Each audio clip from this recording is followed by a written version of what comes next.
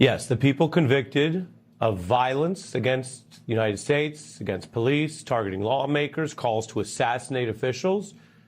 Those are the people that under this reported plan would get your taxpayer money. There are many different ways this could run afoul of the law.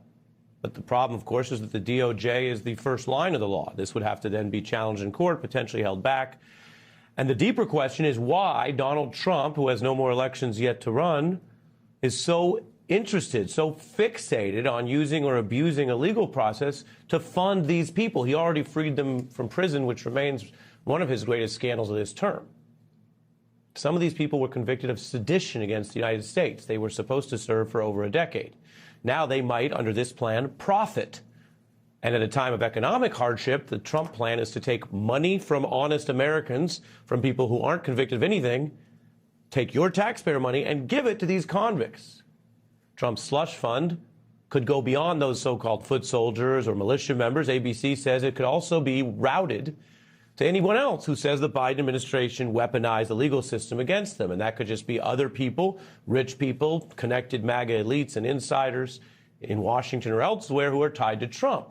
Because remember, if he's in control of this slush fund and it takes your money and hands it out, he could give it to Bannon, could give it to others who were convicted of crimes back in that period of the law where the courts worked and there was accountability. If you ducked a subpoena or violated your obligations, you might end up in federal prison. So those people at the top could also try to get some of this money that Trump clearly wants to hand out.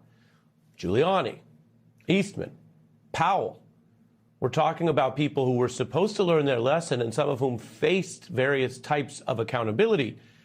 There was a case in Georgia. There were disbarment proceedings. There were other types of accountability. Now he wants to take your money to pay them back. Lindsey Graham is another lawmaker among Republicans who's at time floated the idea that, again, by the way, this was knocked down under protest. So these things matter. Sunlight matters. But at one point, you had Republicans saying they should also get paid with, again, your taxpayer money because their phone records were caught up or reviewed in a prior DOJ probe. That fell apart, but this looks like another end run around that controversy to try to get some of that money. We're talking about a combination of alleged corruption and very likely greed. Now, Trump could also divert funds to other entities because while the ABC report says it wouldn't go directly to him, you have entities like Mar-a-Lago, which, of course, was subject to a lawful search. You have the Trump Organization that has faced legal review. And you have a wider question tonight, and I'm going to put it to you this way before I bring in Ty Cobb. Think about what we've lived through. This insurrection was the greatest violent crime against the United States in modern history. The DOJ investigated it, and it was the largest, most sprawling federal probe in our history. And there was at one point accountability. Then Donald Trump started this term freeing those people, including those who attacked police, which very literally put Donald Trump against police, against blue lives, and on the side of the people who do violence against police, as long as apparently he thinks it's in his or the MAGA interest. That was already beyond anything we've ever seen. An anti-police, anti-law and order presidency, putting partisanship and an attack on democracy above America itself. Sounds stark, but that's what he did. This push to go further raises the question of why he doesn't just want these people out free roaming the streets, many of them, of course, former convicts, but why he wants them incentivized on his team with his money to potentially do what they did last time or do it again with more success.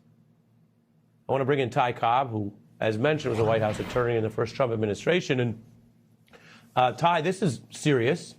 Jamie Raskin says this. It's an effort to refund what he calls a January 6th militia. And he says, presumably to get them ready for the next round of battle. That's a serious allegation or concern against a sitting president, but do you think it's a fair concern? Oh, I think it's a very fair concern. I think Jamie Raskin is really a voice that, 10 years from now, 20 years from now, when people look back at this time in history, people will point to his courage and his and the accuracy of his observations. But yes, this is intended to basically give Trump, $1.7 billion on top of either the $9 billion that Ted Lieu has a chart that he uses in Congress frequently to demonstrate how much Trump has looted America over the last 18 months, or the $4 billion that the New York Times and the New Yorker use as a figure of Trump's looting, to basically facilitate the illegal aims and the rewards that he intends for his people. Seriously, the potential uses of this slush fund are intended to be, as currently fashioned, totally opaque, not reviewable, not something that the American people are going to see or understand. It's completely illegal and absurd. Keep in mind, this is the case against the IRS is a completely fabricated vehicle for Trump to try to loot the Treasury. It's barred by the 2-year statute of limitation. The statute involved only allows $1,000 per disclosure, per illegal disclosure. There's an argument that there may have been, somewhere between 1 and 10 disclosures. There's no argument that supports the 10,000 or more disclosures that would be necessary to get him to $10 billion, which is what he's demanded. So it's really absurd. You've got a judge who, when assessing the case, had very serious concerns about whether there's any adversity here. This is Trump negotiating with himself. That they're not. That it's not a real case. It's not a real case. I mean, he himself has admitted that he's negotiating with himself. That's true. That's not a case or controversy, and there's no basis for an award here. The Justice Department has vigorous defenses. Last night, the amici curiae, the lawyers that the court had reached out to for guidance on whether this was really a case in controversy, filed their brief, making it plain that there was substantial reason to doubt that this case could be fairly adjudicated between the two parties, because there really is no case or controversy, and the court should ask some, piercing questions. Clearly, in the case, they point to the fact that Pam Bondi directed her Justice Department to be loyal to Trump, not to the Constitution. Trump issued an executive order directing all government lawyers, all government personnel, government-wide, preventing them from taking positions that were contrary to his opinion about the law. Now, his opinion about the law is he's entitled to anything he wants, and the Justice Department is falling into line. Todd Blanche, who was cautioned early on in the administration about the necessity of recusing himself from most things related to Trump because of his personal appearance on Trump's behalf previously in many of the criminal cases that Trump had, including the 34 felonies that he was convicted of while Blanche was his lawyer, was urged to recuse himself in connection with those matters. But he's now the primary deal maker for the Justice Department, doing all things that Trump wants. So, with Blanche as a co-conspirator, it's pretty clear there is no case or controversy here, and that it really is Trump just looting the government.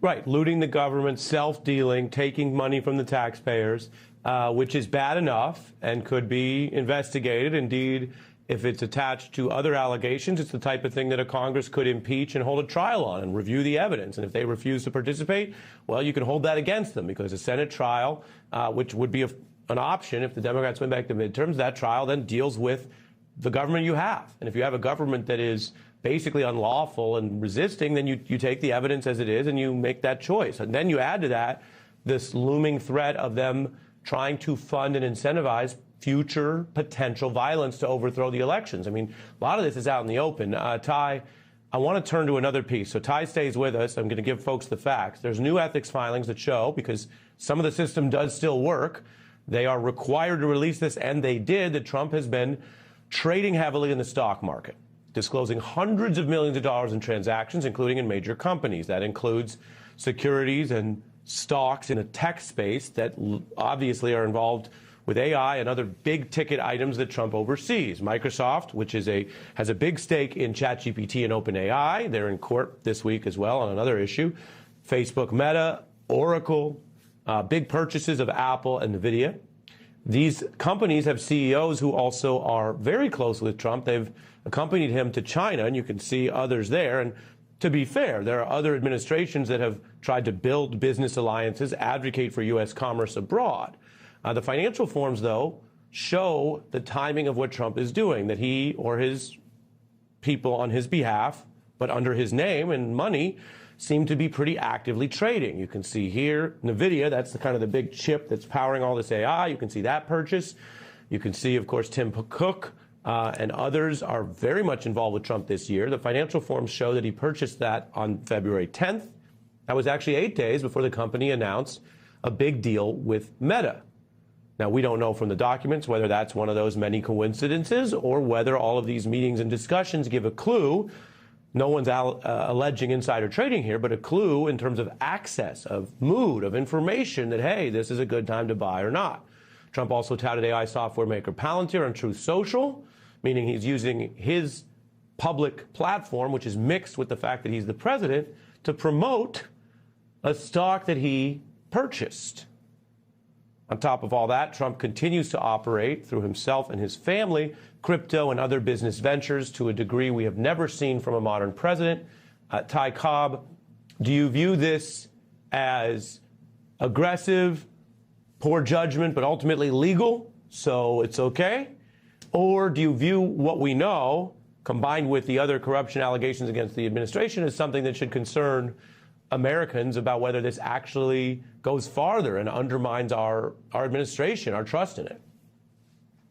Well, I think it does go farther, and I do view it as, intensely criminal. It's not legal at all. It's never been done by another president. There's never been a president who has had the wholesale absence of frontal lobe control and impulse control to avoid the kind of corruption that Trump does on a daily basis, highlighted most recently by the $1.7 billion effort. But yeah, and these stock purchases are highly irregular. Rarely in history has a president, done anything remotely similar. Can I slow you down on that point, Todd? Sure. Because you're an expert. You've been a White House lawyer. Most people haven't done that. You're reminding everyone that we don't usually have presidents actively trading in individual stocks just because they wouldn't even want to go near the conflict that when they're meeting with CEOs, which of course they may do, that there could be a conflict where their personal interest is against the public interest. No, that's exactly right. And let's go back to the $1.7 trillion case or $1 billion case that we were talking about, the tax thing, which we don't have cases like that either, because historically every president has disclosed their tax returns voluntarily. Trump is upset because he tried to hide everything, largely because it's full of the false valuations, the fabricated losses that got him convicted of 34 felonies in New York. So he tried to hide all that. It came out in portions, and from a subcontractor to the IRS, not from the IRS directly, but from a subcontractor to the IRS, which is a defense that is available in that case. And the same thing is true in the stock things. Usually you have blind trust. Usually you have, total distance between a president's purchase and sale decisions, that he typically does not make it.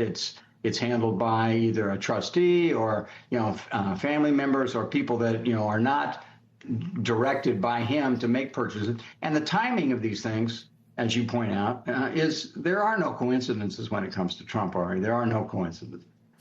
So when Trump buys a stock and then promotes it, when Trump buys a stock and then promotes it, that's design. I'm only jumping in to say, and I'm only jumping in to say we value you for your expertise. So you're free to say that. That's your view. The government can respond. In the news, we do more than coincidence, right? So I'm careful to say that. Go ahead. Yes, no, you're absolutely right. I mean, I'm not putting words in your mouth, but I'm just saying there really are no coincidences. When Trump says I'm negotiating with myself, what he means is I'm going to take what I want. When Trump goes to China to get, a deal for Boeing to purchase 800 to 1,000 planes, leaves without a commitment and says it was a great deal and they're going to have a bunch of and they're going to have a bunch of disclosures about wonderful trade deals, and the farmers are going to be happy, notwithstanding the fact that under the last year in the Biden administration, they sold $27 billion worth of soybeans to China. Last year, they sold 14. This year, they're going to be lucky to, sell 7.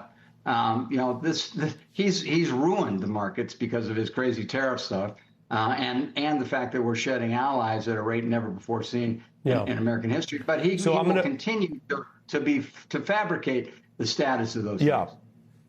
I'm gonna keep you. You mentioned fitness. I want to ask you about his mental fitness when we're back with Ty in just 90 seconds. Donald Trump's conduct has renewed scrutiny on his fitness, on how awake he is, and on what many see as late-night erratic behavior. He dozed off, apparently, during this meeting. You can judge for yourself since you see what's there, but that's gotten a lot of response. His late-night rants are drawing scrutiny, and the gaffes where he does seem to be rambling. Are you concerned about the president's mental well-being? Oh, 100%. I don't know how anyone can see what he posts or watch him in any meeting and think that he's fit for office. We have strategic ambiguity. His is just all over the place. It's confrontational, it's inconsistent, it's erratic. I don't trust that man to be able to cognitively make a complete sentence, let alone negotiate with China. I think he's seriously ill. I think Trump needs medical attention, and there needs to be an intervention.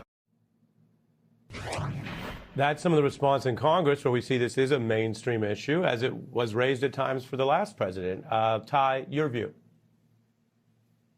So it's not just my view, Ari. In 2017, Bandy Lee, a well-respected psychological professional trained at Harvard and Yale and highly regarded at the National Institute of Mental Health, and 26 of her colleagues and other respected psychiatrists around the world posted a lengthy journal article commenting on Trump's malignant narcissism and the appearance of frontal lobe, early frontal lobe dementia.